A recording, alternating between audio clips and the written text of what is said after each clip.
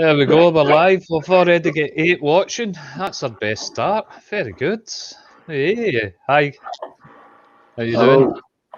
Good, thanks. Yeah. So tonight you've got myself, Mark, AyrshireVlogster, you've got Chris, Throttle Daft, we've got Keo Racing sitting in front of us, Keo Walker Racing. Son and father. They'll talk a wee bit more about that later. And Scott Nav's joining us shortly. He's got He's feeding his belly. No, he's not feeding his belly. He's eating, so we may as well be honest. So with Scott, food overrules everything. So he's late for his own live stream so he can eat, Yep. which is unbelievable. The guy needs to eat almost every 2 hours. That's absolutely true. So what we've got is the normal format is that we'll just chat amongst ourselves, let the viewer count go up a wee bit, let some questions come in, get the hellos and all that out of the way, and then hopefully we'll get plenty of questions for you. Cool. We'll take it from there. So I've got Clint and Keo. Obviously Keo's the good-looking one. Soon to be a superstar racer in his future. So there's plenty of folk jumped on at the moment. We've got Z-Head on. Hi mate. We've got Lennon 60. That's in. I don't know if you've been on before. That's one of Keo's friends. Is it? Oh, brilliant! That's even better. That's good. His friends are a fellow racer. So he started mini motor racing. Then we've got Gesto and Lane over in Spain. How you doing, guys? We've got, there we go, we've got wee MT07 biker, which is Grant. Evening, Grant, how you doing? We're up to 17 viewers already, guys, by the way, so it might be a busy night for you. Grant is a basic biker cheerleader. That's he's a heightier cheerleader. So he is. He's a cheerleader for us. Aye, definitely. It's at most their wee kind of meetups and all the rest of it. He's always there.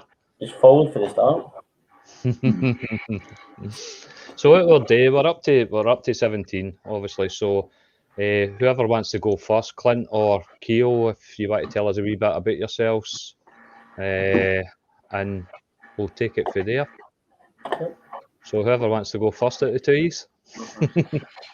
So my name's Clint Walker. I'm 43. I get into bikes from a very young age. I was into bikes, but wasn't allowed to buy one because my mum thought they were dangerous. So the first time I actually got a bike for the road, I think I was about 22, and passed my test. And a lot of us, we were always into cars and bikes. A lot, me and my mates when we were younger, but most of us went down the car route and then got into bikes later on. We all seemed to kind of just bombard it and went for our tests all at the same time. So there's a good group of us used to all go out.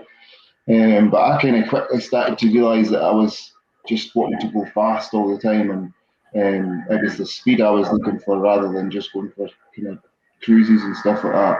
And one of me and my mates decided we'd start racing. So started racing 05, 06 and 07. And then Debbie my wife fell pregnant with Keo in 07, so I stopped for a few years and then just started back again 2018.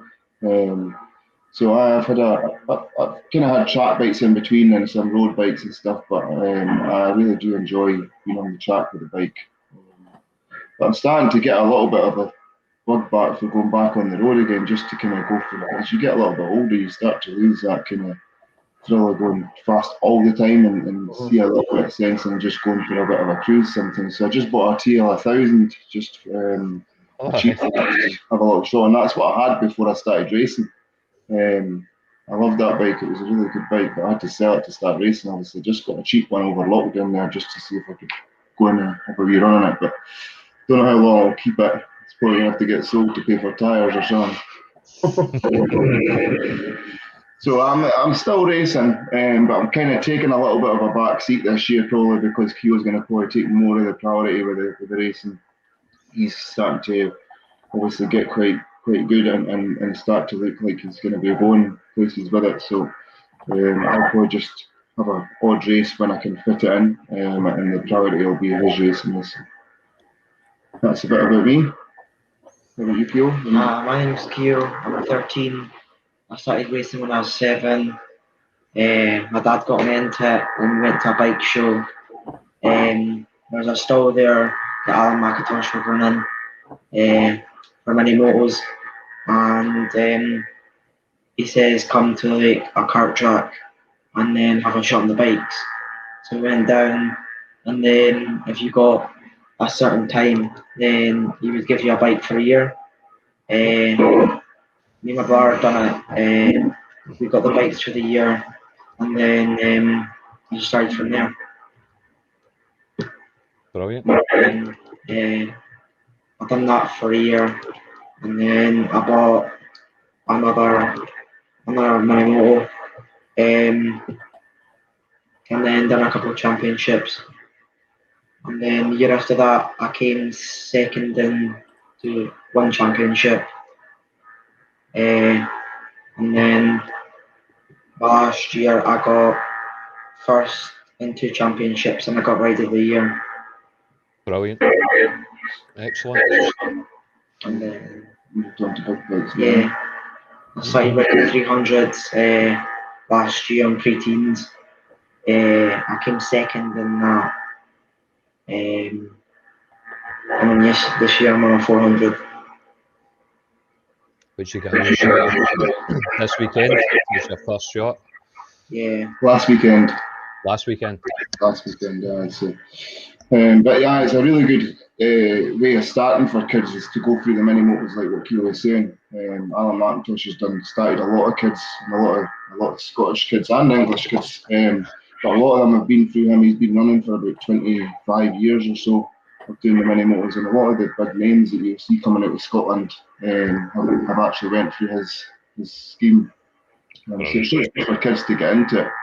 And it means that they can move on to something bigger. Like when Keo went into the bigger bikes, he didn't need to know about racing lines and things like that. He kind of learned it from the age of 7. So, and I noticed that when I started racing, there was some young lads that you would see in the same class, like 15, 16-year-old on a 600, for instance, and you'd think, I've been on the roads and I've done this and that, and you think you're going to be quicker than them, but you forget they've got more race experience than you have because they've been racing since they were kids. You do get a shock. We've had a few more join. We're up to 21 viewing. Claire, what's happening? How you doing? We've got a super proud auntie watching. Oh. So we do super, is it Marisha? Yeah. Yep. Suzanne. Oh, there you go. There you go, you get a proud auntie watching. Give a wee wave. But guess in lane, can you believe you're only 13? Mm-hmm. I thought you were a wee bit older. Well, I don't know how old they thought you were, but He's probably grown about a foot in the last year, literally. He's grown a lot in the last year. It's at that age when they're kind of first, second year, they do really grow quite a lot. So we had to get a lot of new gear this year. Yeah. What have you got? Leathers, boots, gloves. Pretty much everything. a full shebang. Yeah. He's so he's a big lad, so that's why we picked the certain class that he's racing in just now as well. For kids, there's quite a few different classes that you can go into, but some of them are kind of a lot smaller and lighter bikes that are more kind of suited to the smaller kids. And it was the same in the mini motos.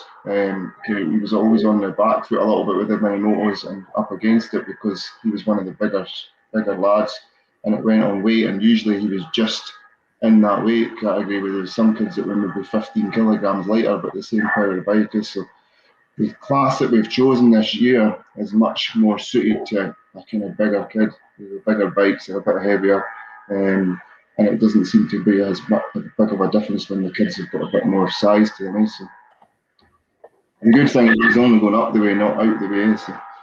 Aye, that's that. To everybody that's saying in the comments about the sound, we've got an echo going on. Clint, just a quick check. You haven't got anything running in the other bars or anything, like YouTube running? Okay. Because we're getting a lot of echo, but it might just be down to getting feedback through the laptop. But unfortunately, we can't do nothing about that, guys. The only thing that could help that is a set of earphones. share an earphone. It might. I'll do that. Let's see if I can. That happened before with somebody, so it did. Because obviously Keo needs to come on. No, with Clint, he can't do this himself. So they're having to share one screen. But we can say hello to everybody Aye. who's on. We've got Dunk, Dunk Dunk on on Dunk. We've got Grand McStay. No, that's McKay. That's Grant. Oh, McKay. So that's, sorry, mate. Away you goes on as well. So we're just going to try and see if we can sort the sound out. See if that stops the feedback. Oh, that's it. Perfect. Can you hear us? Yeah. There we go. Yeah. Perfect. Brilliant. That's it. Fixed Excellent. So that's us get the hellos out the way. So did you catch the first question, Chris? I think it was Zeta, but just before we catch the question, how many more races is it before you lose your orange bib, Keo? You don't have that many, don't you? Not. What did you say? The orange bib. How many races have you got before you lose it? 2. I think I've got 2 races left. And then that's your orange bib free.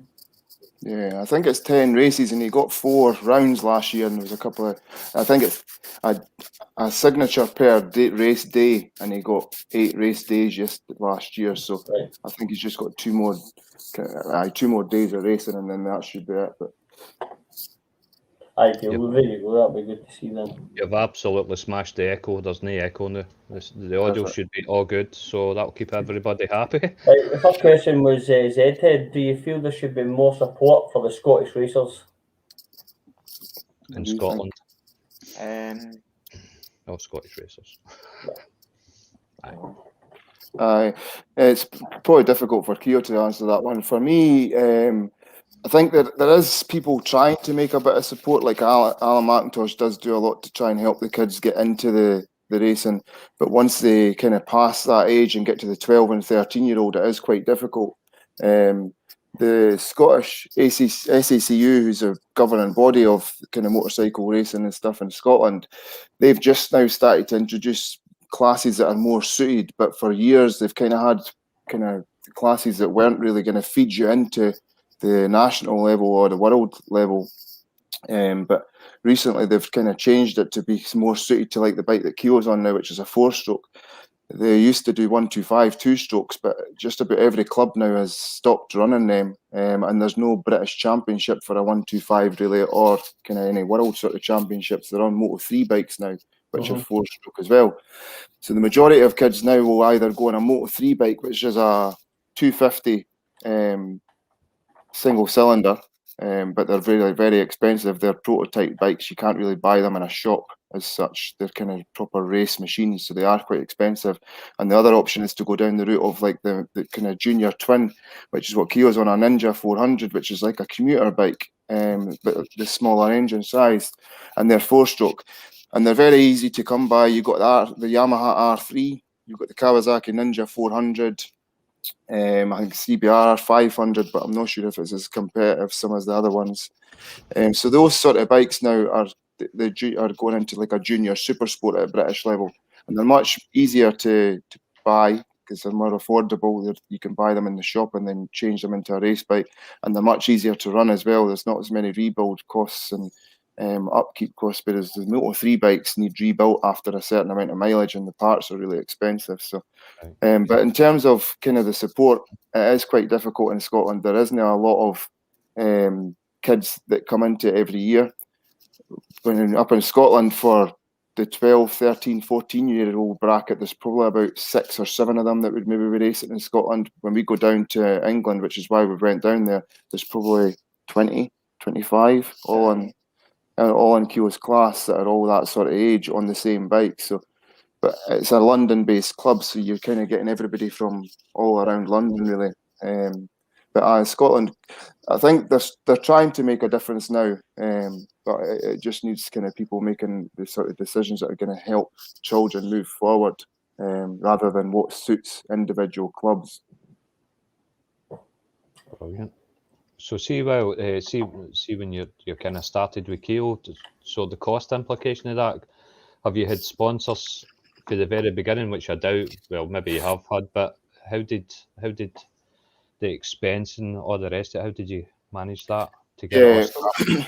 To be honest, I was doing a lot of racing when he was doing the mini motos, so a lot of the sponsorship I was getting was to help myself with the racing that I was doing, and I kind of just funded his racing through the mini motos. But you could get some support and some sponsorship for it. There is kids now that are doing some of the mini moto stuff, and like pit bikes as well is getting really popular. And they're managing to get some sponsorship, and it's usually people that are friends of the family or family friends, or and they just want to kind of help a kid out and give them a wee bit of help. But you can find that you just have to kind of put a bit of effort in to go and ask people and see if you can get a bit of help from someone. And sometimes you feel like, oh, I'm not going to get in, and they're actually quite willing to help out. So. Because Chris, you were the one that kind of came to me and Scott about Keo. So how did you come across that? Actually, that's a good question for you, Chris. It's not about me. No, that's just how we got to where we're at. You know what I mean? I just seen his posts on Facebook, and then checked him, and I checked his YouTube, and I seen the one where he overtaken the boys in the corner, and then I came to use when I seen they were looking for sponsorship, and that was pretty much it. The one that was very social media. So it's a money-making market. A money-making market, aye, that's it. Here's a strange question for you. We'll just chuck that in there just to lighten it up. So, Grant Mackay wants to know, the main question I've got is, how quick can young Keo get from Ayr to Largs? Keo, do you know where Ayr and Largs is? First of all, no. It's kind of where a meet up would take place, and then we go to Largs. So maybe that's why he wants to know how quick he can do it from Ayr to Largs. Because Grant Mackay has the rustiest, oldest 125 rust bucket you'll ever see, and it doesn't do over 61 mile an hour, I believe. So I reckon Keo could smash him. So that was that. So guest on no, away you go. Had a question. They're firing in the comments, aren't they? Where do you see yourself in 10 years, Keo? In the MotoGP. Yes, good answer. Good answer. Good. That's the only answer, isn't it? Mm-hmm. Definitely. Although you could probably get there before 10 years. There's a couple of the boys that are only 21. No, there was 19, somebody 19, wasn't there? 18, wasn't he? The Ducati boy. Sure, he's only 18 he started. Aye. I could get there quicker. Yep. He's only got 5 years or so. We MT07 biker. What's your favourite track, and which track don't you like? My favourite track would probably be Donington. Why? Go. I like it because I got my elbow down there. And everybody doesn't know that's him in the background. Yep. With the elbow down. And your unfavourite. What I don't like is probably. Is there any tracks you don't like? I don't know. You just want to be on the bike. Yeah, I don't think there's any that he's kind of said, I'm not really that keen on that track, to be honest. I think he just loves it's an excitement thing every time we get to a new track, so it is quite hard to find one that you don't like. He would probably find some that he doesn't like in 2 or 3 years' time once he's been there a few times, and he'll start to realise, actually, I don't like that. But every new track, I was the same when I done it. Every new track you go to is like an excitement because it's something different and something new, unless you have a bad experience, obviously. But yeah, I think you've enjoyed most of it, haven't you? I've actually spoken to a lot of the BSB. When I go to the BSB and I speak to riders, that's one of the questions I actually listen, and a lot of them turn around and say not kill. A lot of them just don't. They hate not kill. Yeah, could be the weather. You've know that Keo he was going to race there, and he had a bit of a wee off and damaged the bike, so he never managed to finish the weekend. But Knockill's a really difficult track to learn because it's quite tight and twisty, and you don't have a lot of chance to be offline and still make a fast lap. You go to Silverstone or something. I remember I raced at Knockhill for like 3 years, and then I started to go bigger tracks down south, and you didn't know where you should be on the track because it was that wide. Whereas at Knockhill, you only need to be a little bit offline and you've lost a couple of tenths. You go in a corner and miss an apex, and before you know it, you're out the corner and you're at the next one. It's a really hard track to learn, but it's a great track for us to have in Scotland and for us to have the access to. Because without it, obviously, you wouldn't have any. And a lot of the British guys probably don't like it because they have to travel as well. It's quite a bit of travelling for them, especially if they're coming from London. So when we go to London, it's 8 hours for us. But we can still enjoy it. And another question was, what's the goal? I think you answered that, didn't you? Yeah. What was that? Goal? What's the goal? What's your goal? What's your goal this season then? This season, to win the championship. And what happens after that? Do you still stay in the 400 next season? No, well, yeah, I'll probably go to Junior Supersport. Right.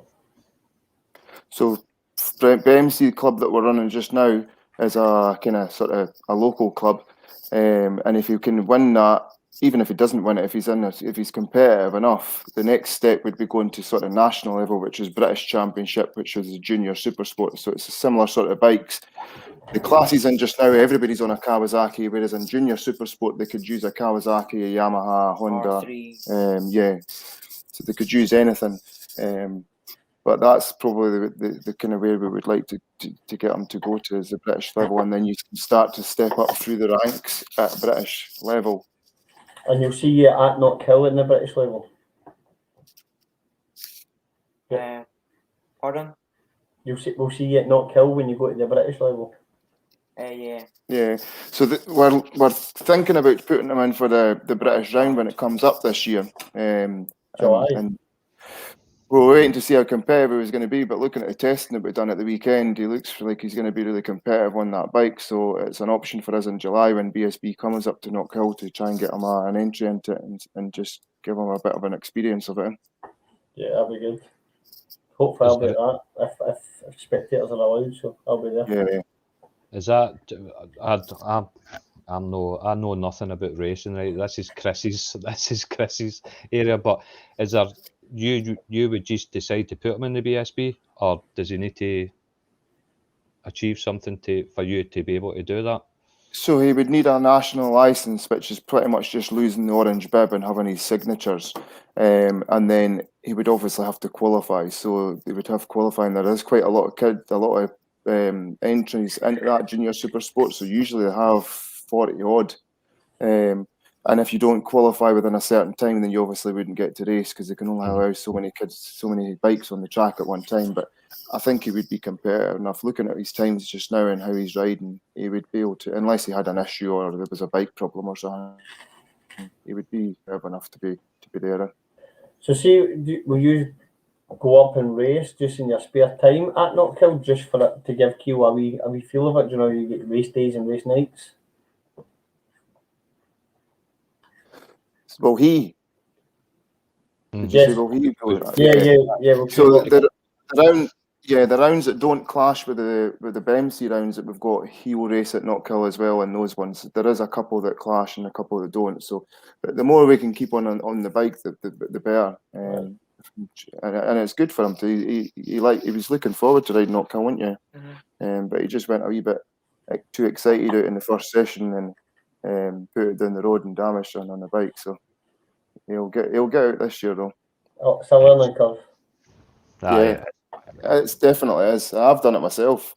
You kind of have to remind yourself it's a 13-year-old that you're putting out on a motorcycle, and they're all excited just the same as us as adults. And same going out on the road. Can you start getting a bit overexcited on the road sometimes, and you've got to calm yourself down? It's exactly the same. Yep. Gesto Lane, Gesto said he watched your first big bike race, and he was very impressed, and he thinks it's ace. If you ever get a chance later tonight or tomorrow, if you get free time, go and watch Gesto Lane. Gesto can be a bit excited on his Fireblade, so he can be. So, but he's very impressed. He also got excited in an MT-09 and ended up in a field. So he's also got that in video as well. So he does get excited. So, but Well, we there's Grants somebody also, watching. well, we Grants also corrected these questions, Hero. Not so much what track do not like, just that a track that you doesn't feel flows great, or there's something on it that you don't like.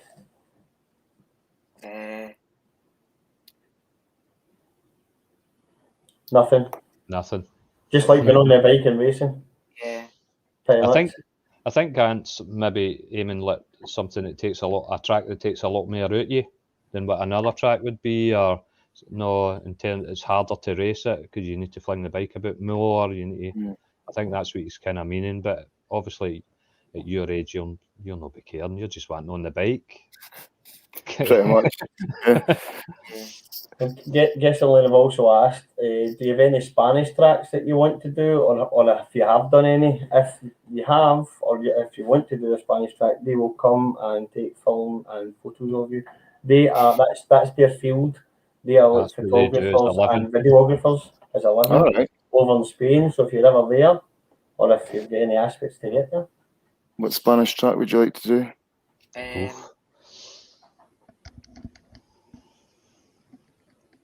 Bruno. That's not in Spain, that's in Czech Republic. No, I mean Cartagena. Yeah, that's one. Cartagena. So you could we were supposed to go there this year, weren't we? We're supposed to go there in February. Oh really? But then COVID thing. Restrictions we couldn't go. Aye. Was that a test day or something, or was it a race? It was like a track day. Track day? Yeah. Bummer. Pardon? That's a bummer. So I've the last 2 or 3 years I've been going to Spain in February sort of time to Cartagena and testing, and Keo was really excited this year because he was going to be able to come with us with his bike and be on track. But obviously because of the restrictions we weren't able to go, so it was a bit of a downer for him. But we've done other things. We got pit bikes to go up to trail, didn't we? And we've used them for a bit of practice over the winter time, so we've still had the bike time, but it is good fun going abroad. They let them on track a lot younger when we go abroad, so compared to what they'd let them on track here. Your auntie has always asked, Keo, what's your best memory in racing so far? Probably in mini motos when I was with my friend Lennon.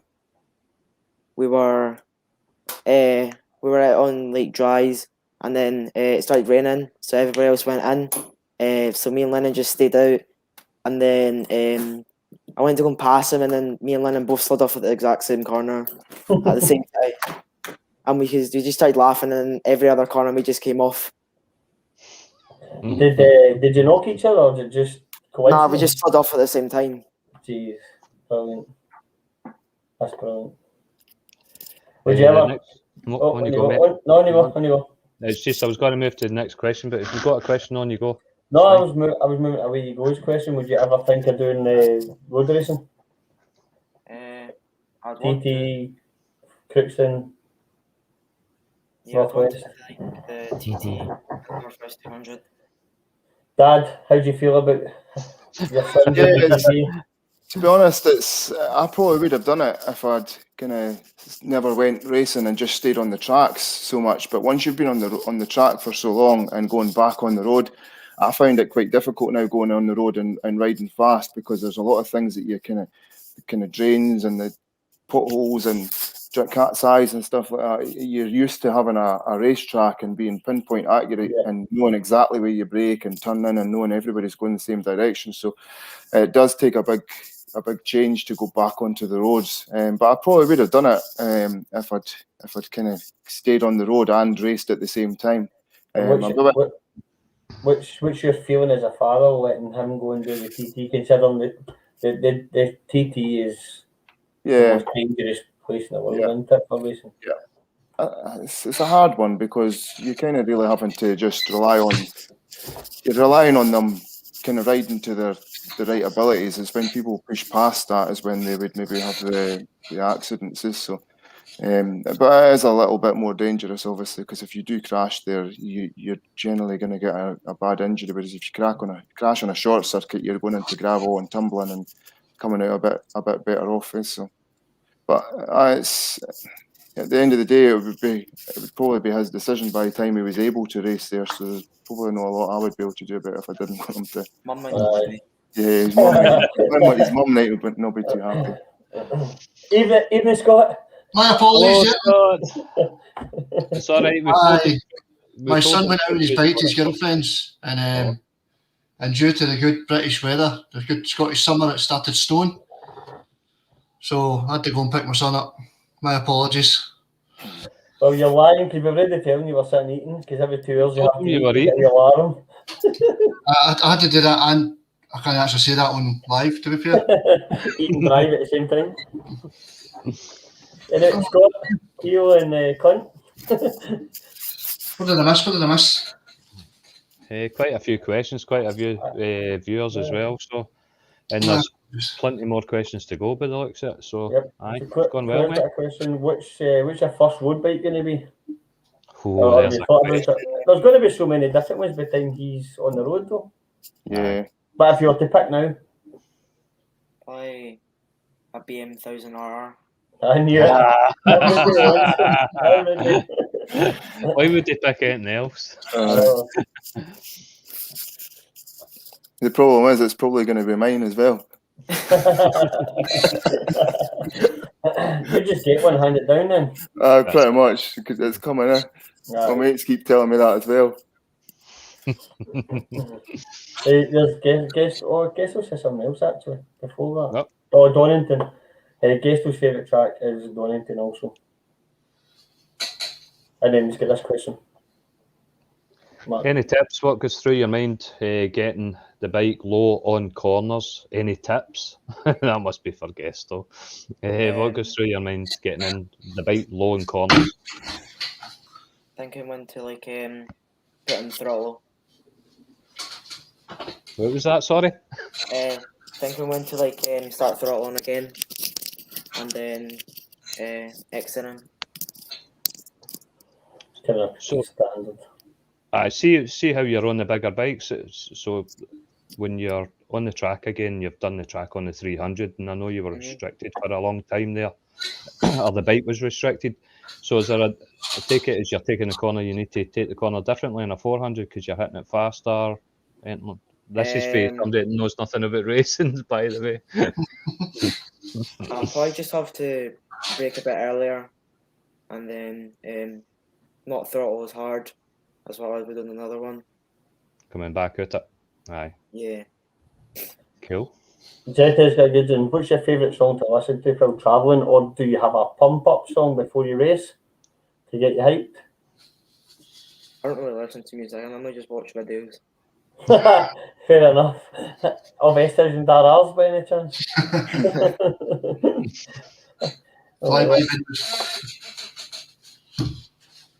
And where we go? G-Man, good evening. He's just come on. So he has. Oh, there we go. Carol Dutz. Has anyone asked you your favourite racer is? And don't say Rossi. Everyone says Rossi.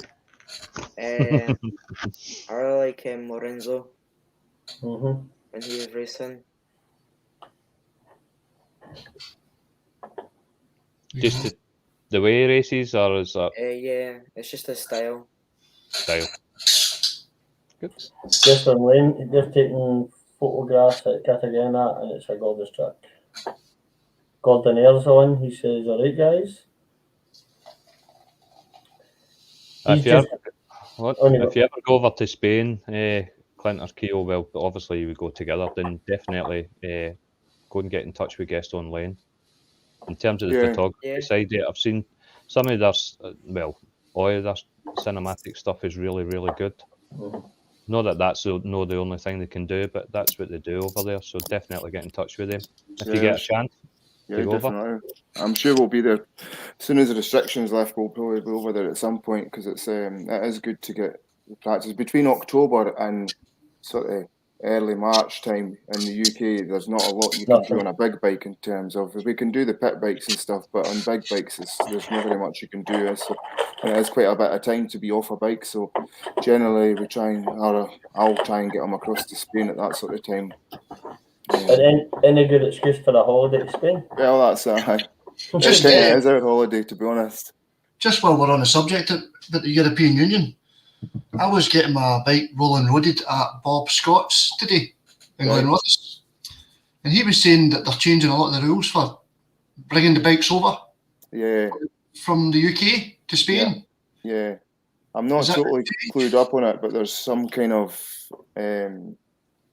license sort of thing that has got to be applied for, or I can't remember what it's called. I've never really looked into it enough, but there is things that you have to do now that's different from what we would have done before. I think he was saying because there's no VIN numbers in the full prep race bikes. Right. Things like that. I'm a bit like Mark on this subject. I'm not really clued up on the ins and outs of how you get into this kind of thing. That's what he was saying about the European Union, because we've now left, that things they'll try and make it a wee bit harder for like yourselves to go over and race. Yeah. I think the track day companies are probably taking care of it, but they're probably, I remember seeing that there was an extra cost going to be getting added on to obviously the total price. It wasn't massive amounts, but it was extra money that was because of the paperwork and things side of things that has to be completed now for them to go abroad. There's a quick question again for Gordon Mackay. Do you plan on doing your CBT when you're 16, or are you going to wait till you get something bigger, since you'll be used to being over 60? What's that? So CBT's like what Ty done, so you could ride like a 50 or a 125. Would you do that and ride a 125, or would you just wait till you were old enough to get a big bike? I'd just ride the 125. Would you?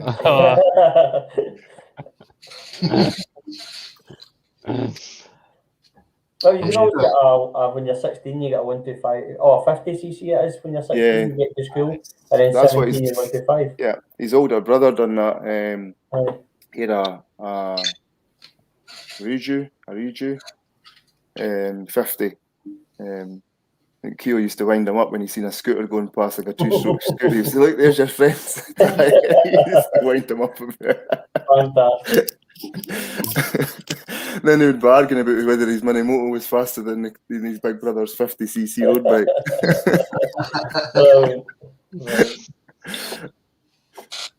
There's a question for who's Gordo?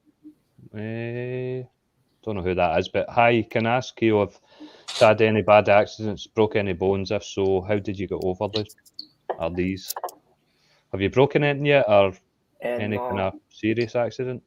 In many motos, I had a really bad high side once, and then I landed my shoulder. I really hurt my shoulder, so I had to have a sling for like a week or so. Did he break his collarbone? No, we thought he had, because when he crashed, he kind of got up and it was all limping to the side and running off the track. He was only about 10 or 11, I think. But it was a real sore one, and had a massive bruise that had came up through the leathers as well. But he managed to get back out and finish the weekend and done really well. But later on in the week, he was obviously it was hurting a bit, so we put him in a sling. But the mini motos could fairly fling them around a little bit. Once they started getting fast and pushing on, they're very competitive, so they do tend to have kind of some. And once one of those little mini motors lets go, whether it's at the rear or the front, it generally does give them a wee bit of a flick. So I'm going to bend my forks. That's right, on watch bike. I'm a DM. Yeah. He bent his forks on his mini motor once as well. I can't remember how that happened. Some guy, I was riding behind this guy trying to follow him, and then he ended up high side and his bike was in the middle, and I smashed right into the back of his bike. So he went over the handlebars on the mini motor and bent all his forks and stuff. But they tend to bounce pretty well when they're kids, to be honest. If it was an adult, you'd be aching for weeks until he's back out playing football the next day and stuff half the time. Kids are mental. My lassie's broke her collarbone, broke her foot, and broke her thumb in the space of 6 months. Unbelievable. And she's still jumping about that. Rubber and magic. There's MT07 biker. He's away trying to find you sponsors. He's just showing a post. Oxford Products are looking for brand ambassadors. Oh, are they? There you go. Straight on the dog and bone. Yeah. I'll maybe get in contact with them. But just while we're plugging that, if anybody wants to help sponsor or just help out Keo's Racing, get in contact through the Facebook and Instagram page, and Clint will sort you out. Anything you need. I'm going to once I catch up with all the questions and comments, I'm going to post your Facebook link and your YouTube. I know you've just started the channel. Yeah. Obviously the content's going to come there. So it's sitting on 3 subscribers. So if you're all watching, no, there's 25 watching now. We've been up to 29. There'll be people watching it when it's not live. Jump over to the channel, give them a subscribe. Same with the Facebook. Now the YouTube channel's just started, so I think there's 3 subscribers. There's only a couple of videos, but there's a whole lot more. Clint's got a whole lot more planned for that channel. So that way you can keep up to what's happening in the future with them, and also their Facebook group, your page. Sorry, I'll put up the link for that as well. Yeah, the YouTube channel will be good once I can get started and get some more stuff on it. It's just we're quite busy just now trying to get stuff done, but it's always quite interesting things that we're getting up to. Kind of whether we're changing wheels and tires at the garage and prepping the bike, or on our journey down to one of the tracks, or some of the training that he's doing to trying to keep fit and exercise and stuff. A lot of people find it quite interesting, and it's quite good to see a lot of the background stuff of what goes on and prepping ourselves. Definitely. I know some of the stuff I've seen. Well, obviously I'm watching the stuff you're putting on Facebook, and you mentioned the pit bikes. You've done some stuff around that as well. Yeah. Which is all that stuff's people will eat that up. The public will eat that up. Know what I mean? So that's always good. There's a wee question here. Zhead talking about 44 Teeth have entered the GSXR 125 4-hour endurance series. They won it last year, actually. Is that something you would look at? They're number 1 this year, so they carry the number one on the bike. Yep. I did look at it, but I've just been that busy with prepping for everything else. I've not really had the time to get right into it. But if somebody was offering Keo a ride in it or me a ride in it, I would definitely go and do it. It looks like it would be great fun. What is it? It's you're only allowed to ride a 125, and they do a 4-hour endurance race. I think they're doing one at Knockhill, and then a couple of rounds are at Teesside. Remember we used to go down to Teesside on the Minimoto? Oh yeah. But they're all on 125, so they'll be a bit slower than what your bike is, and just small ones, 4-stroke 125, so not even 2 strokes. So no. So that will give you a feel of 125 when you're out on the road, and you're like, nah. I do a 400 on the track. I'm the one there. But it would be good fun. The racing kind of in those sort of small classes when it's much slower bikes would be really good fun, because it takes away a bit of the element of the danger there, and it's more fun and having a laugh and a carry on. So it is good. There you go. Guess what one's already sub to you.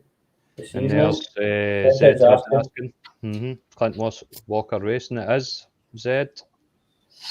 There's a Keo Walker Racing YouTube channel, and I've got a Clint Walker Racing YouTube channel. The Keo Walker Racing one is where I'm going to start putting most of obviously Keo's stuff. So that's where I'll probably direct people to. There you go. Guess Lane's offered you. They're back in the UK in May, so they're looking to do a wee promo vid for you or something if you fancy it. Yeah, that would be great. They two they're a lovely couple, and they'll literally help anybody as much as they can when they can. So definitely get in contact with them. Get in contact with us, because we could probably get you up to one of the races that we were going to be doing at that sort of time. I think we've got Alton Park in May and Snetterton in May as well. It'd be great to have them and coming along if they were able to, and videoing some of the footage and stuff like that. It'd be good. Brilliant. Let's hopefully we can get something. Hold on, does that mean they're getting free tickets to go? No, wait a minute. This has gone the wrong way. No. Not Kill still to come. July still to come. I'll be there. Maybe ever someone wants to sponsor and help out, how would they go with that? There's an important question. Yeah, so The Facebook page that Keo's got, I've got a contact on there. You could just contact us through the Facebook page. I've got packages that I made up for sponsors, so they can see what price it is for package 1, 2, 3, or 4, and what they'd be able to get in return for that. I really kind of find it's important to make sure that people are getting something back for their money and getting a return on their investment.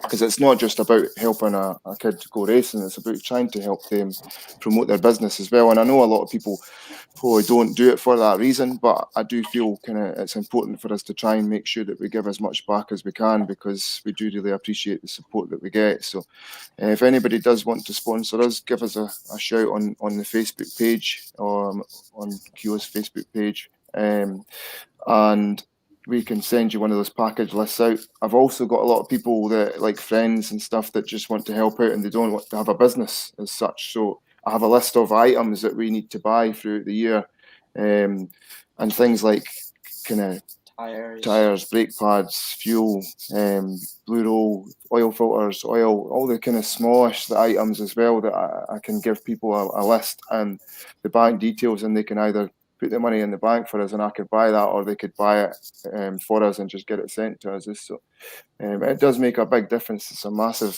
difference for us, whether it's a small investment or a large one. So if anybody does want to help support, it does help us, and we do really appreciate it. Every little helps, isn't it? Yeah. Especially the I'd say everyday stuff, but every weekend race stuff, which is tyres and pads and Chris helped us out with the roll and oil filters and stuff like that. And it does make a big difference. It's just an extra thing that we don't have to try and find the money for. And if somebody's helping us buy the small items like that, I can then put the more money into the tyres, or a bit more practice. Like the practice that we just done at the weekend there probably cost just under £1,000. And by the time you've paid for the track, it was 175 for the test day, for the full day. The fuel for the van was about 300, set of tyres 250. Fuel for the bike was about £60 or £70. It does generally add up quite quick, but it's really important that we get them on the track and get them practicing. So the more help we get with the smaller items like that, like from friends and stuff, and people that are following them, it then enables me to do more of that testing to kind of get him up to speed, so he's going to be the most competitive that he can be in.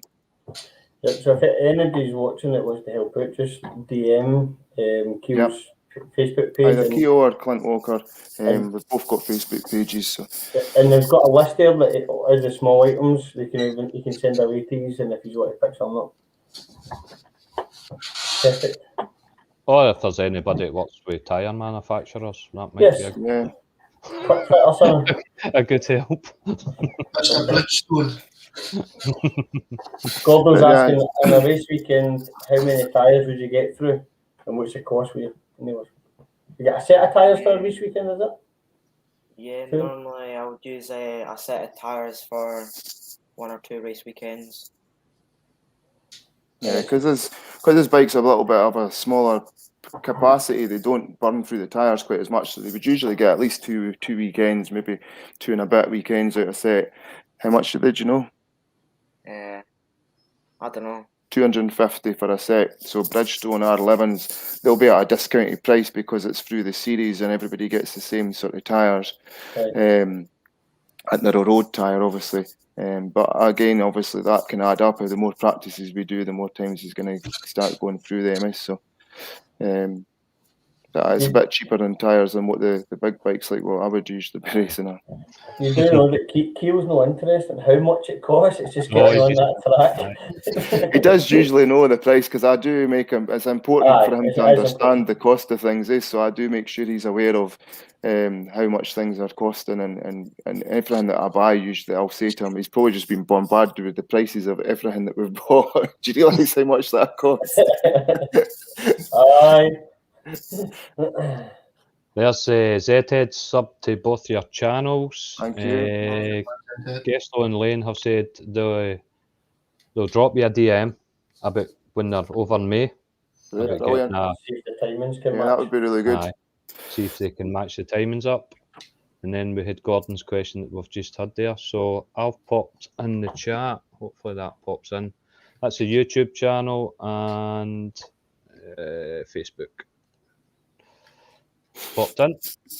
Great, thank you. You've also got Instagram, haven't you? Yeah, Keo runs his own Instagram page, but I'm probably going to start putting a bit more on that for him. He really just looks at stuff. He doesn't really post much on it, so I'll probably start posting stuff on there as well. The social media stuff is really good for us promoting the sponsors and kind of letting people see what's going on. And the Facebook page has done really well. It's got 1,700 followers on there, so it'd be great to get up to 2,000.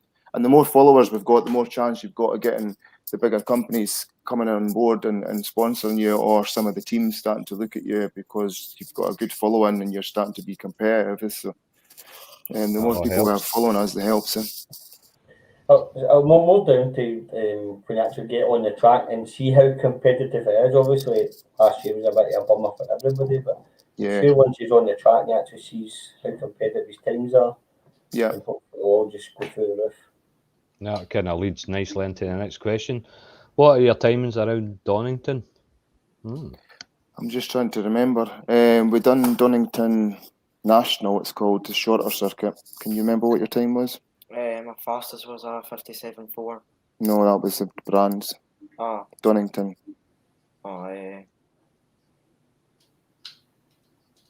I'm thinking a 1:15, but I would need to double check. Lennon will probably come on and tell us if he's still watching. You might remember. I'll check just now though. It doesn't take me 2 seconds. But you done well at Donington. That's where you had your elbow down. And where did you finish out of 37? Remember? I think most I got was 15th. Yeah. So you finished 15th there with 28 horsepower. There was only about 3 or 4 of them with a 28 horsepower. Everybody else was on 37 horsepower bikes. So it was really good for him to get up to that position. It was his first weekend on the 400. That was a 300. That one. 300. Was that the video? That was the video. You posted? Yeah. Aye, That was the video. Aye. That's where And you were losing them in the straights, but gaining again in the corners. Yeah, you could see how much he loses on the straights because of the kind of restricted bike. Power. But he was making up for it in the corner.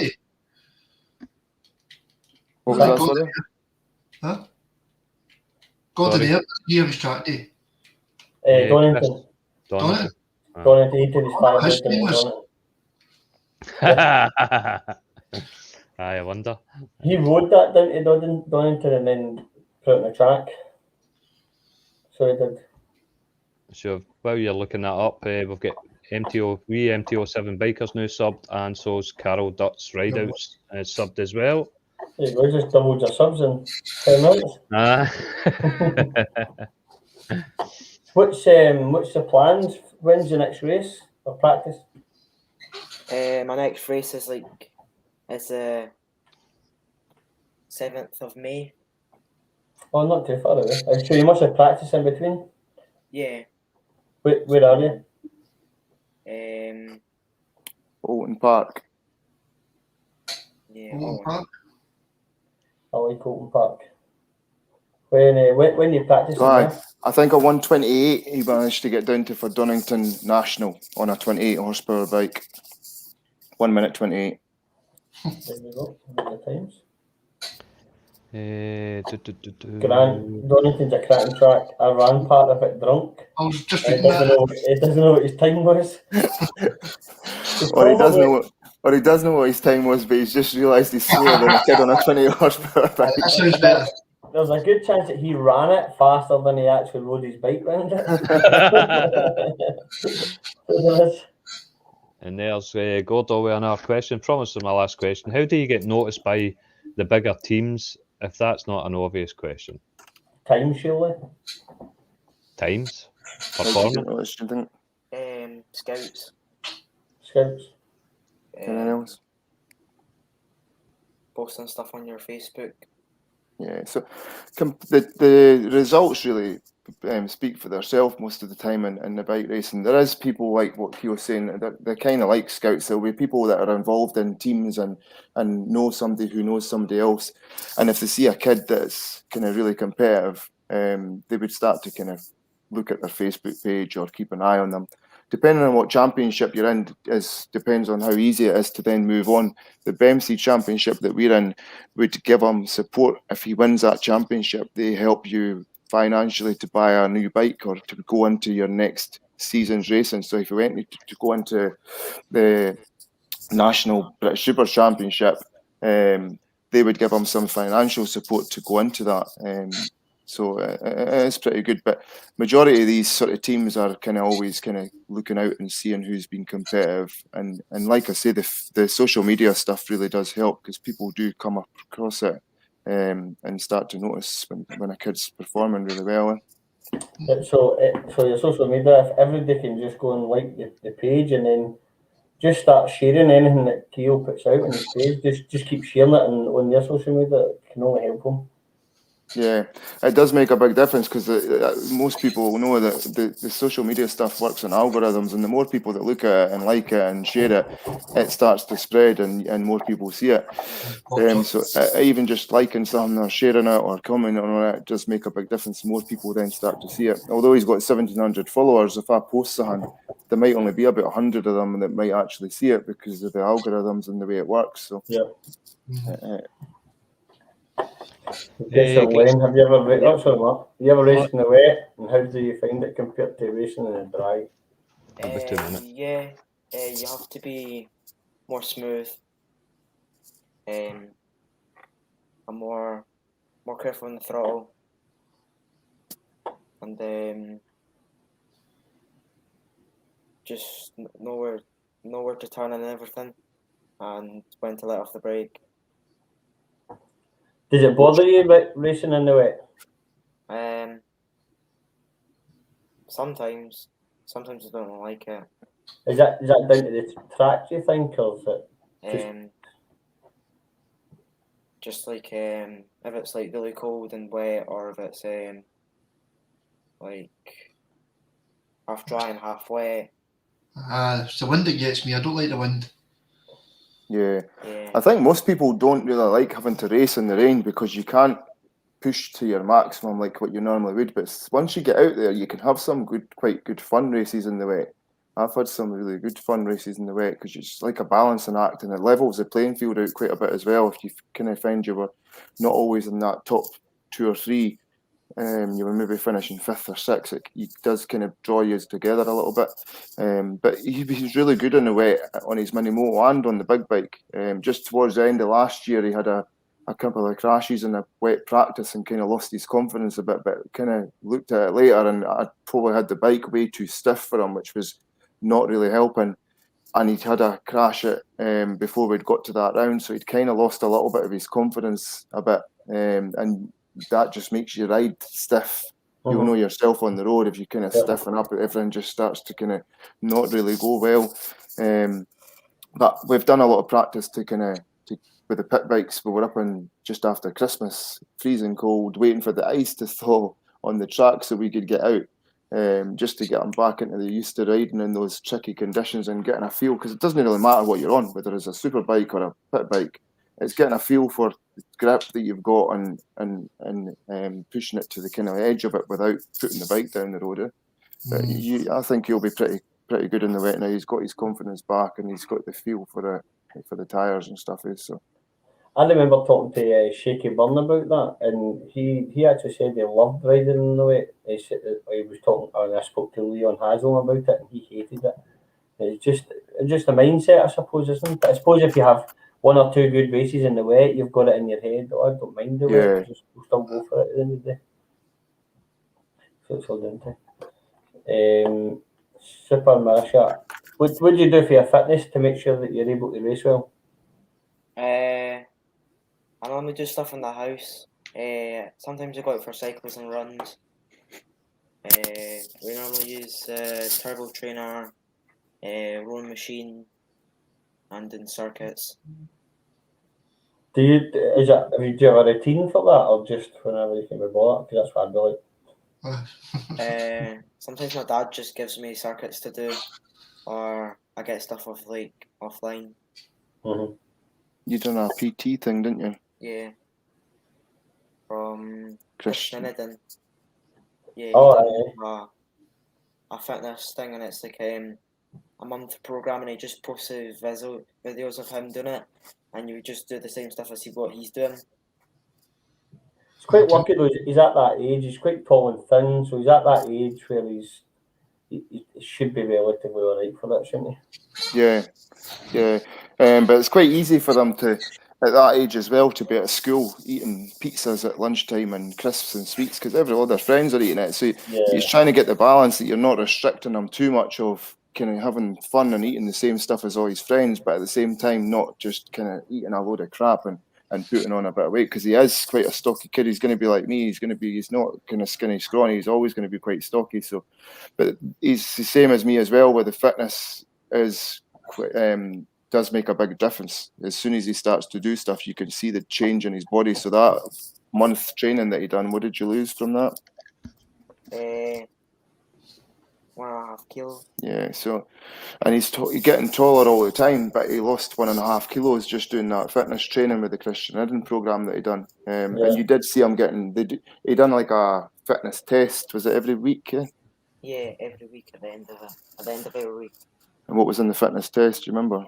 The stuff that we done in it. Yeah. But you had to do a certain amount. It was a time, wasn't it? So you had to do press ups for a certain amount of time. 1 minute 30 to do as many of whatever you got you to do, and then once you do that, you count your score down on a piece of paper, and then after that you write your weight down at the end. And you done that every week. You done that fitness test, and you seen his reps going up all the time. Each week of doing it, like the first week you done it, it was like his technique and stuff was all kind of pretty poor and struggling to do it. By the fourth week, he was doing a much more reps and doing it really well. So it did make a big difference. It's hard with the lockdown stuff as well because they're not at school and doing PE and things like that, and being able to go out and move around as much as normal. Right, and actually getting them up out of bed on like that schedule's away. It's a routine. Right. Wibbly Wobbly's asked what's your dream bike. We've already covered it, but you can let him know because he's clearly a Harley boy. A BMW 1000RR. With him being a Harley boy, there's a good chance he might not know what that is, so we'll just tell him a pocket rocket. Deadhead, he wants to do a basic bikers charity race night to raise funds once lockdown's over. Oh yeah, that's a brilliant idea. Good idea. I feel a barbecue coming on. We could do the whole thing, I know. We could do it in Largs Beach. Largs car park. Aye. When we did last year, when we done just Clinton, Keo, we done chippy runs and that, we had 40-50 bikes. All right. That were from the Facebook group and that were turning up at Largs, and it was good for us, but it was mental to look at because some of the runs had up to Inverary, wasn't it, Scott? Or was it Glencoe? Fort William, Glencoe. The group there was that many going one day that they split the group. One left from Glasgow and the other went over the Dunoon ferryway up to Inverary. So it's been so doing a race night or arranging a barbecue in a beach wouldn't be an issue for us. To be honest. I'm pretty sure plenty of people would show up to it. Yeah. That's a great idea, Zed. Absolutely brilliant idea. Gordon, don't ask the G-man breaking point on a straight and not killing the wet squeaky bum time. I think Chris, you should bring them up to speed in there, Gordon, so they can understand why he's putting that there. How long have you got it? God, this probably gets spoken about in every other live stream. Gordon must be the most famous guy on your page. Gordon likes to live life on the edge, right? So a wee bit of background. Gordon's in his 50s and he's a driving instructor. Right? We'll leave it at that. So me and Scott and a few others, like 9 of us or something, went up to Fort William. The driving instructor's got a fire blade, and it's the only fire blade in Britain that runs with diesel. So he decided to put diesel in his blade and then drive it 50 yards along the road, and it literally just smoke everywhere. So he had to wait in 3 hours in Fort William just for a fuel doctor to come. Nightmare. Went to Inverary, left bend, you're looking, something just catches your eye in the mirror, and you just see a set of lights, and you think somebody's overtaking you, but somebody's actually going straight up somebody else's driveway because they totally missed the corner. The guy's out power washing his car, his bike's coming straight at him. Down in Largs, it broke down, we had the bump starting. After we bump starting, he goes off Fireblade, he goes off the high end of a curb, drops it down, fairing splits, and he's going up the road with his fairings flat. Brad spanking new helmet, sits on the bike, falls off and rolls down the hill 3 times in the same day. No. 90-degree bend, I jumped off the bike down my way. Like, has anybody been this road? No. Right, 16 of us, nobody had been it except for me and Scott. Right, you need to go on the other side of the road on a super bike, you need to go on the other side of the road to double back on yourself. It's the safest way of doing it. I told everybody, I went first, Scott came second, Gordon came third and went up, over, straight into the hedge. Car pulled up and says, there's somebody back there, and we goes back and there's Gordon sitting with the bike in the head and That's just a few of how Gordon is. Honestly, God, nicer guy you can't meet, but my God, he has no luck. Touches a bike and it breaks. So his bike, although he's traded his blade in, he's just bought a ZX 10R Winter Edition, 211 brake. So it'll be fun when we go out with him and that's for sure. I'll be a quick bike. It'll be a quick bike in a hedge. Aye, we're worried about the hedgerows. That's what we're worried about.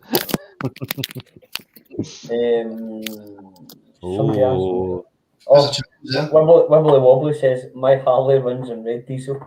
Red diesel. He also knows, Keo, he also knows what a S1000RR is because he just googled it. Gordo, have you ever looked at the likes of Joey DeLock, John McGuinness, Guy Martin, and taken any advice from previous racers, apart from your dad? Have you met anybody famous in the racing world? Yeah, I've met John McGuinness. He was a knockout a couple of times. Right, I've met him there. In the mini motos, they would take us for when the BSB was on. He would take us down the paddock and we'd get to go meet all the riders and then get stuff signed. Did you ever get any advice from any of them? Not really. They would just sign our pictures and get pictures with them. Do you look up to any of the racers? I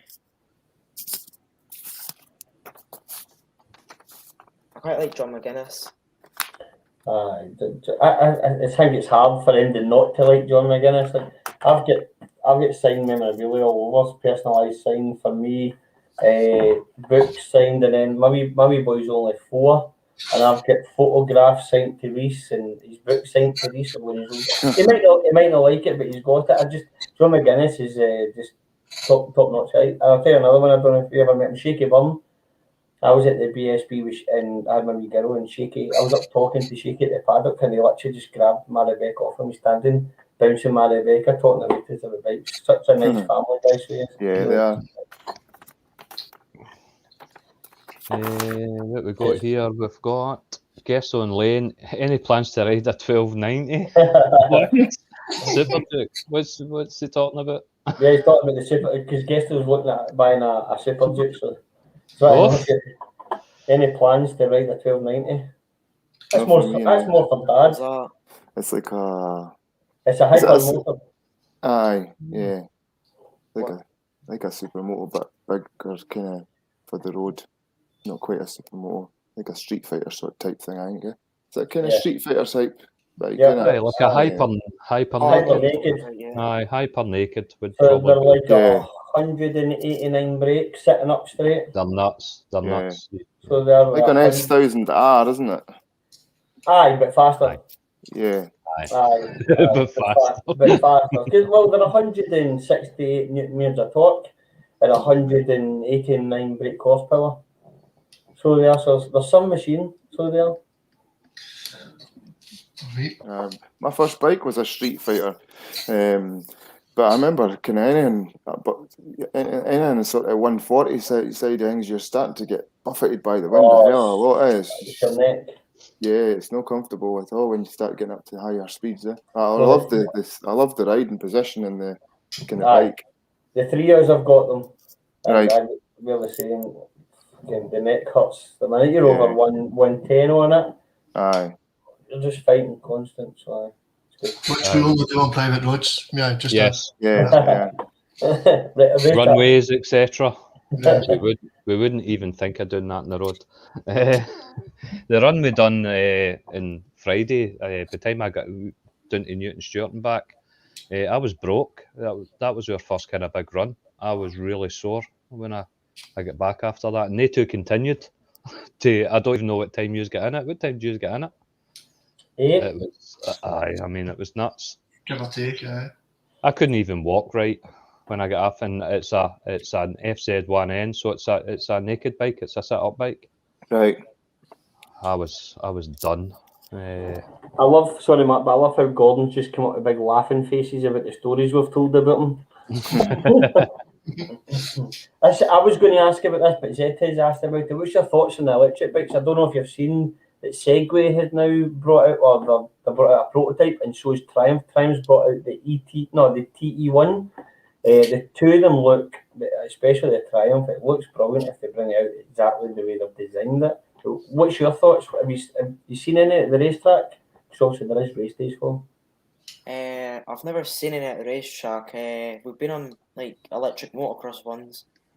How are they? They were really fun.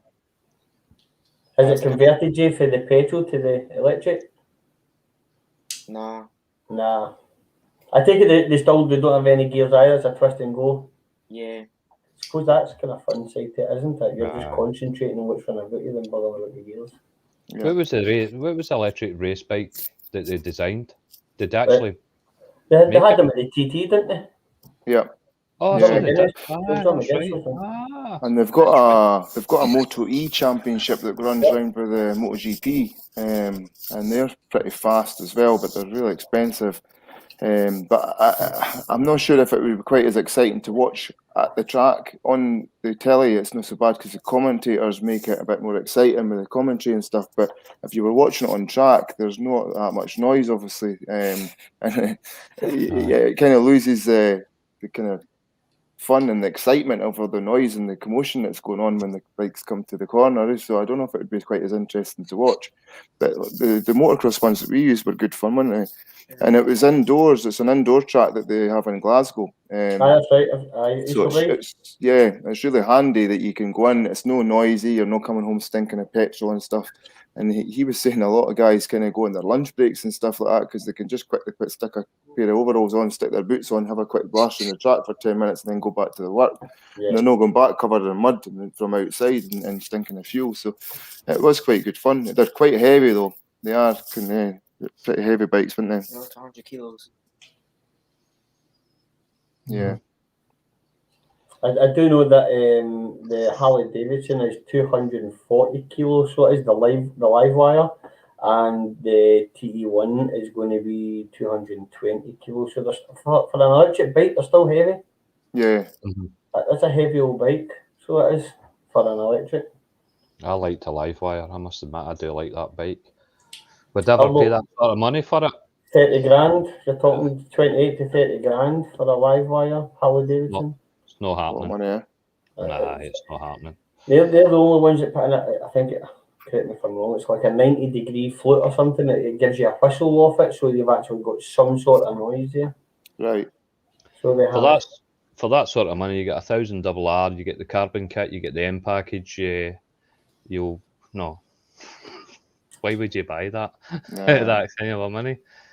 So that's why I kind of get electric bikes. Nah, they're keeping up on us. It's the future. Let's think. We're just going to have to come and get used to it. There's Gesto's reply to Dunk on Dunk. I can get Gesto to sit in the back making bike noises if you like, because he's totally Dunk Von Dunk's totally against electric bikes. So there you go. What's this said, Ted? We've done that in a video recently, didn't we? We did, Zed, Williams appear to have a massive influence on electric powertrains for bikes and new electric rallycross series. I can see this is all turning electric. They've now designed it for the Triumph TE1. Williams is a massive impact for it, so they have. It's definitely going to be something that big companies are going to jump onto because it is going to come at some point.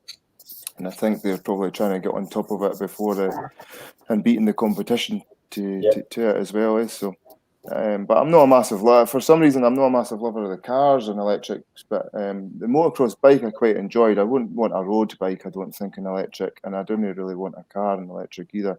But the motocross bike, I quite liked the idea of that because it was it did solve some of the issues of the stinking of two-stroke and getting covered in mud kind of thing. Aye. We're getting some electric questions. What? The Bumblebee electric bikes are weird. Just a framing petrol tank. Should have people come up at the time say, "Hey mate, someone's nicked your engine." Grant's in the ears. Grant's eye. And here's a question for you. I'm curious. Guest on Lane again. Are there many girl racers of your age, Keo? Have you met any?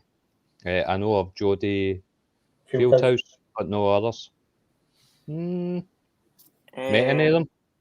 There's one girl who does it as well. She's doing 400s this year. It's Charlotte McCusick.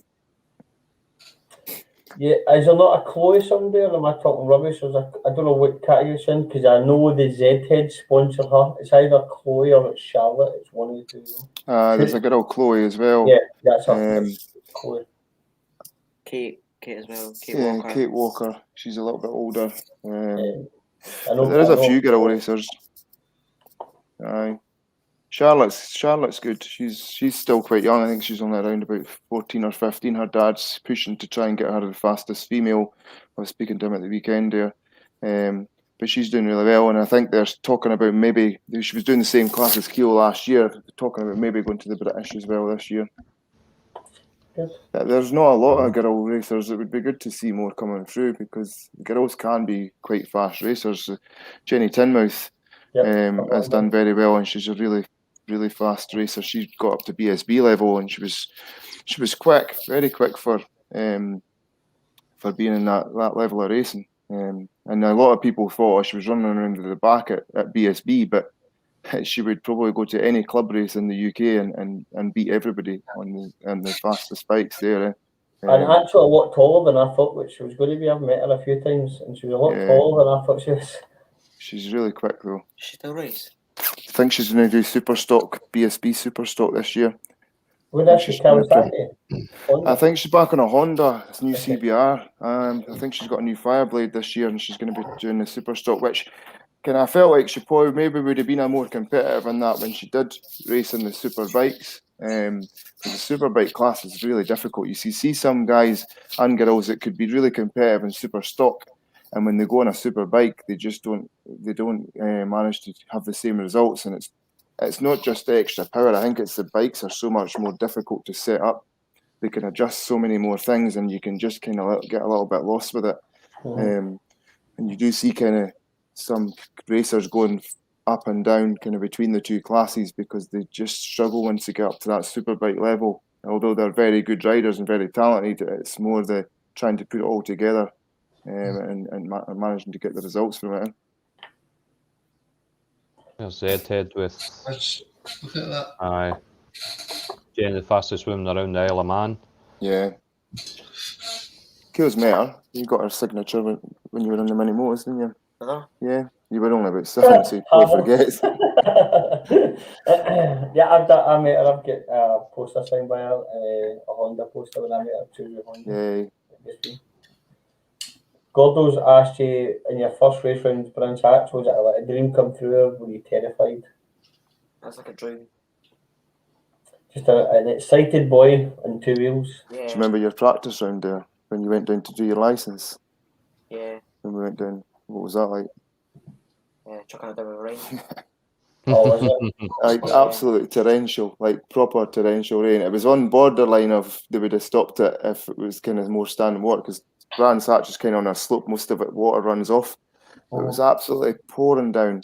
and give them their due. All the little kids were out there for the first time on big bikes, riding around there, getting their licenses. So it was good. It was good to see them. It was more worrying though. I was really nervous. Although I'd watched them through mini motos, I think the mini motos you could see them round majority of the whole track. So I was always able to keep an eye and see what was going on. Yeah. Whereas all of a sudden he was on a big track, and once he pissed the pit lane, they were out of view, and you had to wait for him to come back.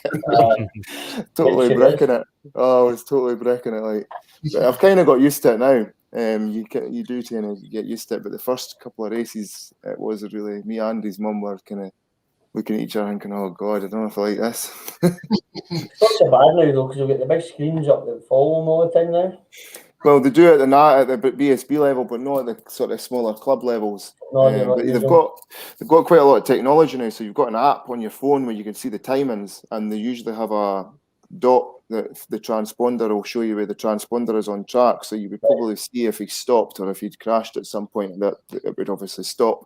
Right. So you do have a bit of information, and the commentators are usually pretty good in keeping people up to date. And if somebody crashes, you tend to find good commentators will usually be quick to say, "Oh, they're up on their feet." So the kind of friends and family are kind of at ease that they've not been hurt. Peace of mind. Yeah.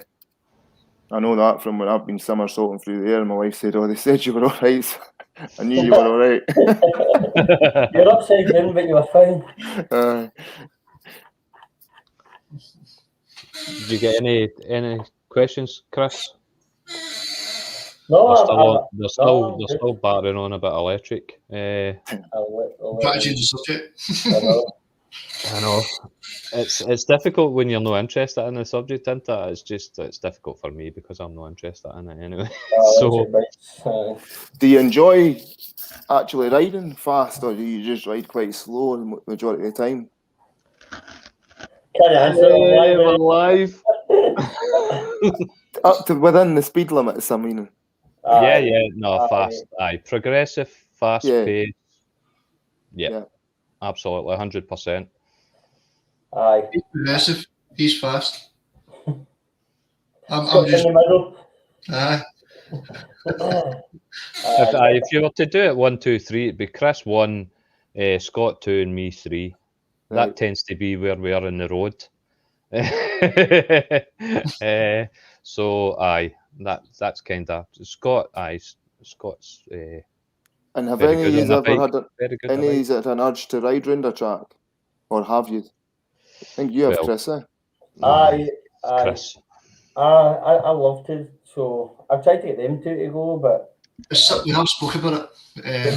I think the fear factors there when you're taking your own, especially when you've got the track bike for the wee man yourself, whereas it's our own. So that's my Zeds. I've put a lot of money into my Zed, and the fear of just sliding around the corners just not worth it. Yeah. So I think it's more. It's more easier now because they do a lot of good days. Like at Knockhill, they do kind of first time track nights and stuff like that, and they'll keep everybody kind of going slow. They'll do lots of kind of warm up laps and sighting laps and things like that, so that you're not getting just chucked out there and going absolutely mental when everybody's going flying past this. So, but it's great fun. You get that extra sense of freedom, like you get that on your bike when you do go riding anyway. But when you're on the track and you kind of got that open space and you don't have to worry about other cars and things like that, it does give you that different feeling. But I totally appreciate it. It's hard to take your pride and joy on there, eh? Well, I was actually booked in to do the Ron Haslam. The school course, it's his bikes you use, and then obviously they've went bust, or he just gave up or whatever that happened there. Yeah, I'm not sure what he done. I don't get it. It was very successful at the time. I used to watch all the videos, and they used to be so busy. So I don't know what happened there. They run a race team as well, Ron and Leon Haslam. The lad that won the classic he was doing that last year, he's got a ride with their team in the British Junior Supersport. So they bring in up and coming kids, and that's sometimes you see that a bit more down south with some of the bigger racers that they've got kind of. Leon Haslam does it. I know Peter Hickman has a series where it's O'Valley Cup they do. It's like they're not quite pit bikes, but they're not quite road bike size. They're kind of in between. Right. And he's started a series down there for kids to come on. It's like a step between mini motos and a full-size motorbike. But adults can go on them as well. They're really popular. Yeah, yeah. And that sort of class is getting quite popular with adults and kids, like the pit bike stuff. The pit bikes are really cheap and affordable, and then you can have a lot of fun on them. So they're getting quite popular now. I think one day I'll manage to talk them into it. We'll do. Yeah, I want to do Donington. Donington's one of the places I want to do. I think if I went on a track with my bike, then the bike's going down the track and I'm got to hospital. That's the only way. That's the only thing I see happening. Because honestly, that is bad enough. It's bad enough when you've got a decent road and everything's and you're doing what you're doing. But a wide open track with nothing in your way, that's definitely what's happening to me. I actually think that is probably more safer though. I think we've spoken about it before. It's probably more safer because it's 9 times out of 10 it's going to be smooth. You know everybody's going in the same direction. Yeah. The only thing that can really happen is somebody's overtaking you. You don't have cars and buses coming. I'm not saying anything bad would happen to me like it would happen in a road because you've got verges, trees, walls, other cars, whatever. But I think I would myself. If you get the first and second session without making any big fatal mistakes, then you'll be fine because you kind of adapt your speed in your brain to what's going on. It's that first couple of sessions that you can get caught out. You go hearing up to a corner, and because there's nothing flying past, I've done it myself. I'm talking from experience here, by the way. Because there's nothing flying past, there's no trees or lampposts. You forget how fast you're going. You get to the first corner, you think, shit, I'm going way too quick here, and you're really outbraking yourself. And you just get caught up in the moment. Keo's done it as well, didn't you, when we went to Knockhill? He came from Donington, getting his elbow down and beating loads of adults and kids, and went to Knockhill and done his first session. It kind of got red flagged a couple of times because there's a couple of kids that came off, and when he went in the second session, he just went way too quick through the chicane, didn't you? What happened? That was that. And then what happened?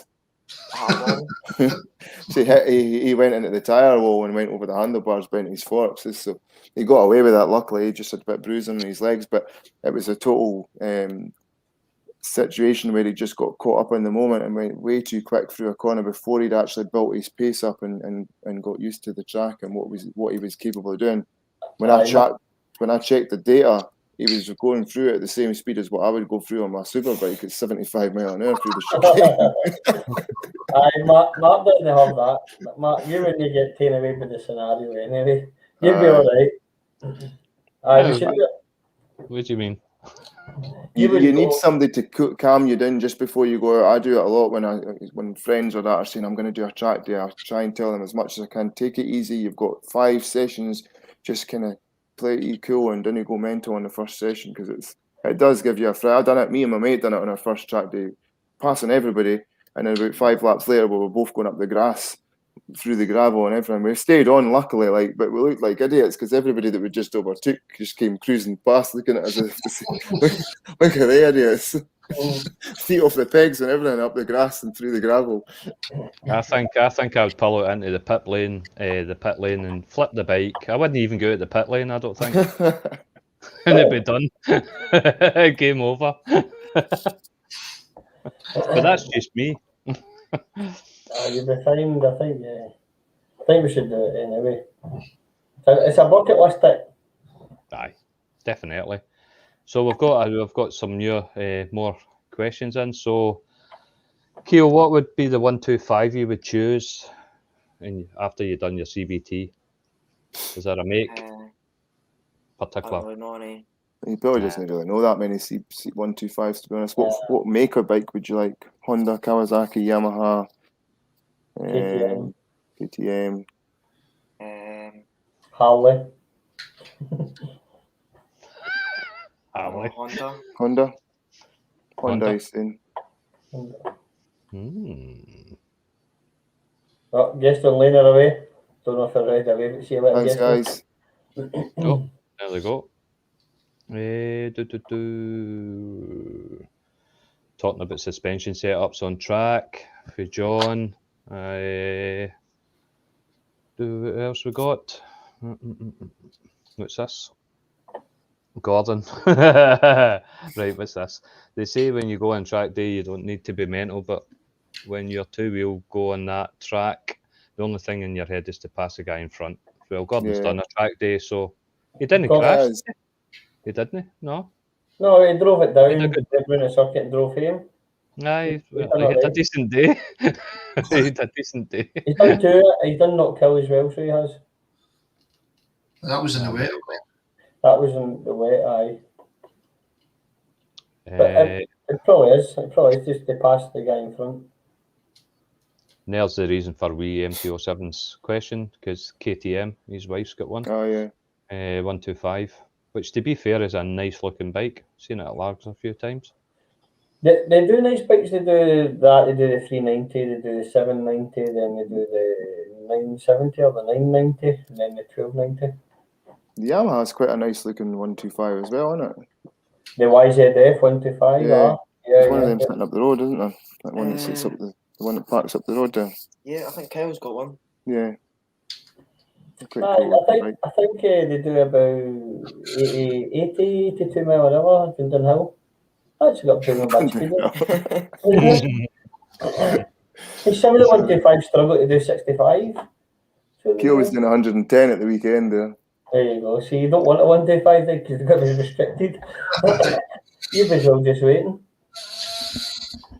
I think you probably enjoyed that getting out on the road sort of thing, even if it was a 125. Aye. There's somebody who is and I can't remember who he is, but he's a racer and he doesn't own a bike license. Oh, there's lots of them. You'd be surprised. There was somebody big, somebody famous, and didn't own a bike license. There's quite a lot of them that don't. I think again they come through like Keo, many motos. They jump on a commuter style bike and then they build themselves up, and they don't really find the urge to get a road bike because they're getting that thrill from being on the track. So, whereas some people done it the other way around, like myself, got a road bike, started going faster on the road, decided I wanted to kind of stay alive, and thought I better get on a track and do this before it goes tits up. I'm sure. Was Hickey not quite late getting his road licence? Hickey was quite late.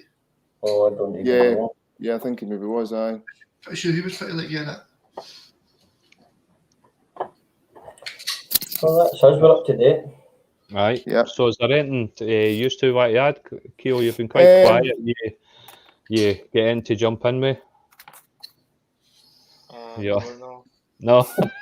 It's hard for a 30-year-old track to come on here and do this. Aye.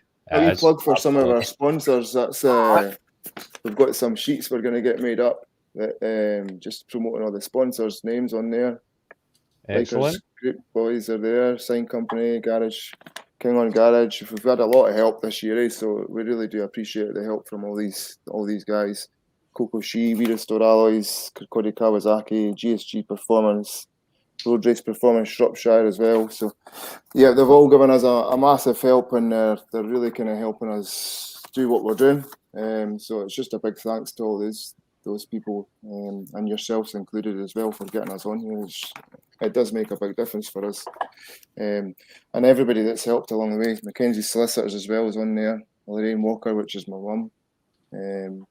I've got a couple of friends, Robin Manson and Craig Stokes. They've also given us a wee bit of help as well, just buying Keo's gloves or helping to pay for tyre warmers or whatever it is. So it does make a massive difference, and a lot of people are really keen to kind of help out as well and be involved in a young kid that's kind of getting good in a sport. So I know if that was me and I didn't have him to be able to do it, I would probably be doing the same, because you do get a sense of kind of feeling like you're part of a team or part of a kind of journey for someone else. So we're having a lot of fun just now, and it's going really well. We did testing last week, didn't we?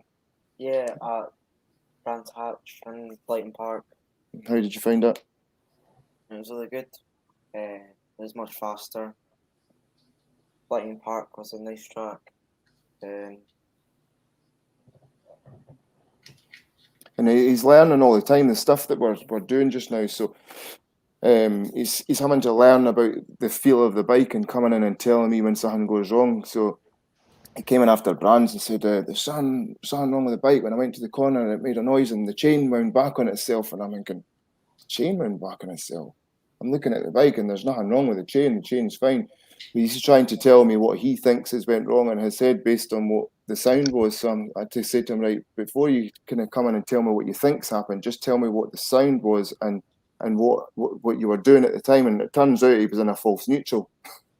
So he went from third. He said I was braking and I went from fourth and I went to go to third and then didn't do it and it made a noise. And I says, was it like a...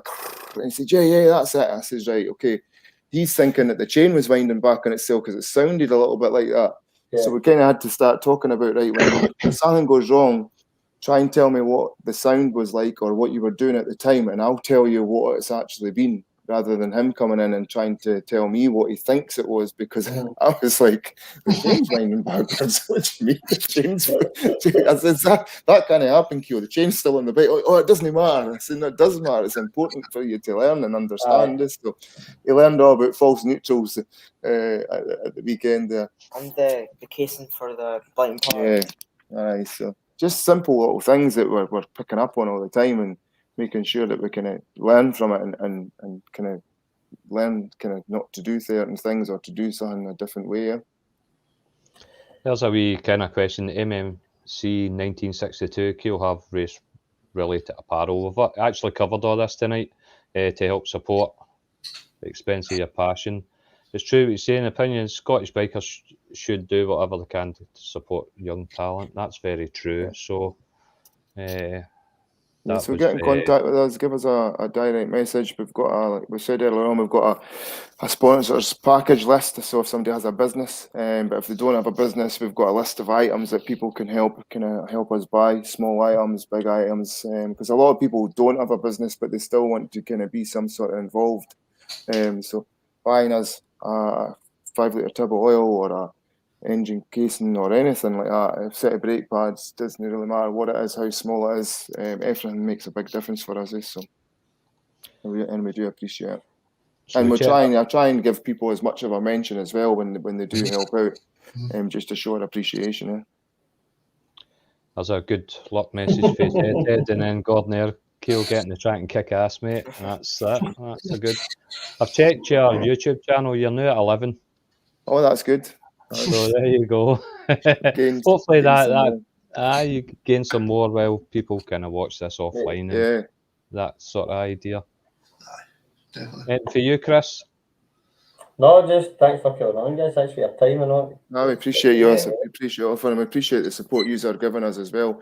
Like I say, it does make a big difference. I hope to get to not kill to watch you. I hope we're allowed to go and watch. Yeah. That'd be good. I'll be there.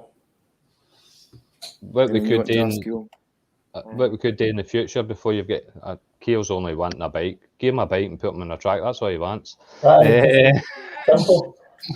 We could do if it turns out everything turns out all right in terms of the way the country is, and you get all the races in. It'd be good to do another catch up, maybe in a couple of months' time or whatever. Yeah.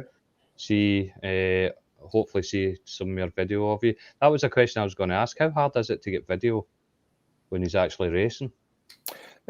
Some clubs will allow you to do it, some won't. I think the MC do allow you to do it. We've got a GoPro, but it's an older version. But I could probably put a camera, like the footage that we got of him at Donington with his elbow down that I put on YouTube. That was another adult that had a camera on his bike, and he was obviously racing alongside Keo.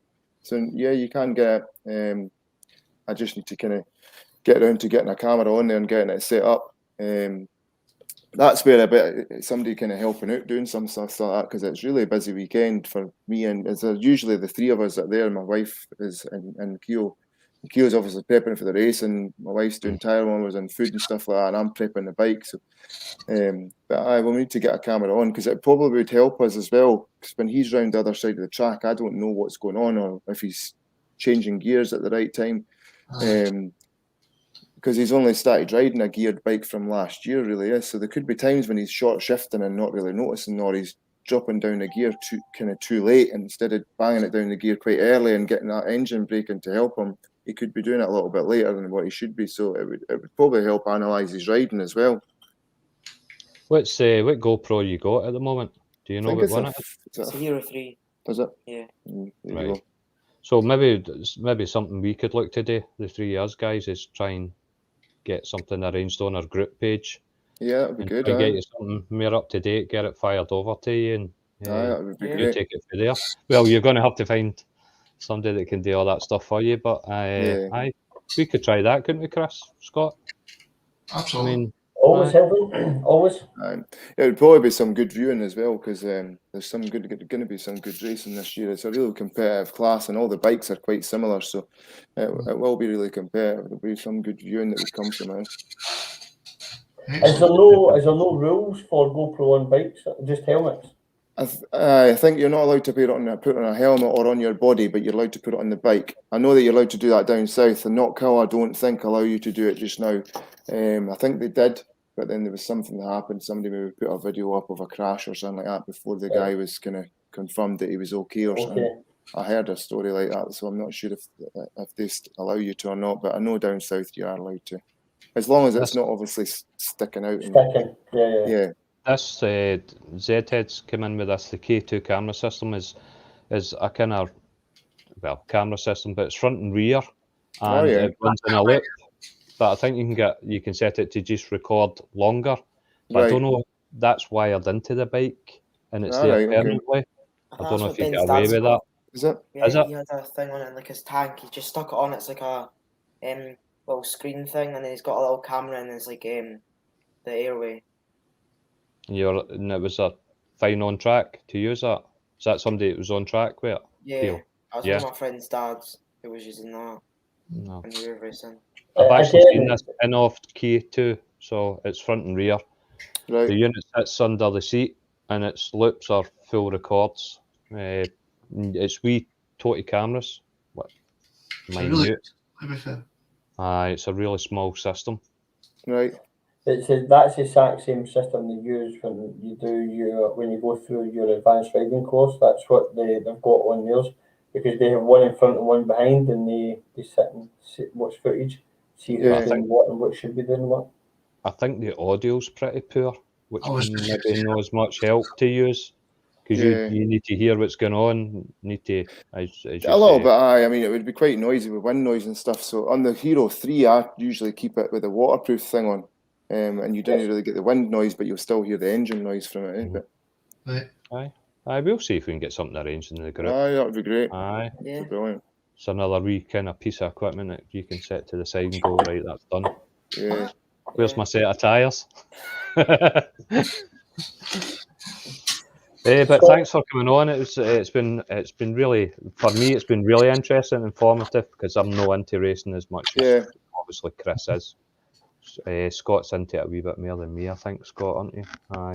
I'm in the middle again. I think you probably get into it a little bit more now that you've got somebody that you know that's actually racing. If you probably came up to a meeting where Keo was racing, you'd probably get right into it, because you know him now, and you've kind of followed him, you're kind of helping us out a little bit, and that's when you can get right into something, when you actually know somebody that's out there. When you just go to a track and watch and you didn't know who the people are, like Chris would know the riders, and you'd be like, I don't even know who they are. It's not exactly what they're up against. Yeah, but if you came to a meeting when we can get you up, you would probably really enjoy it, because you know who's out there and the person that's riding. So I think we'll convert you. I just received a text from my partner who's watching downstairs. You're not buying a track bike. Hey, you can forget about the Triumph Tiger and just buy a track bike. Aye, that's it, mate. Makes perfect sense. Triumph Tiger. I'm so disappointed. I'm a giant. I know, mate. I know your reasons for it.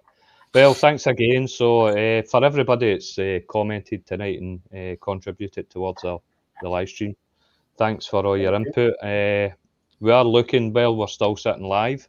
We are looking if somehow the group can come together to get a decent GoPro down to Clinton Keo. So any ideas on that, stick them in the comments or stick them in the Facebook group. It's up to yourselves. Yeah.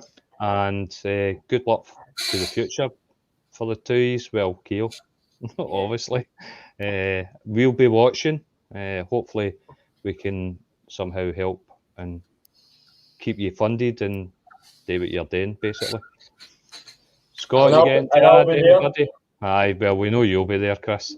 He'll have a tent outside your house, by the way, in a couple of weeks, so don't worry about it. Thanks again for having us on. I really appreciate it, and it will help us a lot. It's good to get a bit of exposure and get his name out there and get people, even just people, following him and liking some of the content that we're putting on, and just giving us a bit of support. It's really good to have it. So, yeah. Scotty boy. Scott. Excellent.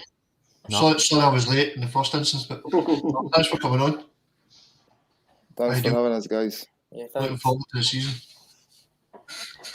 All right, so again, thanks to everybody that's watching. Hit the like button, hit the subscribe button, get over to Keo Walker Racing on his YouTube channel. I put, if you're watching it offline, then I put the links in the description. So get over to the YouTube channel and obviously the Facebook group, and are obviously on Instagram as well. So, and I'll catch you all soon. Thanks for watching. Great. Cheers. Bye. Thanks, guys. Bye.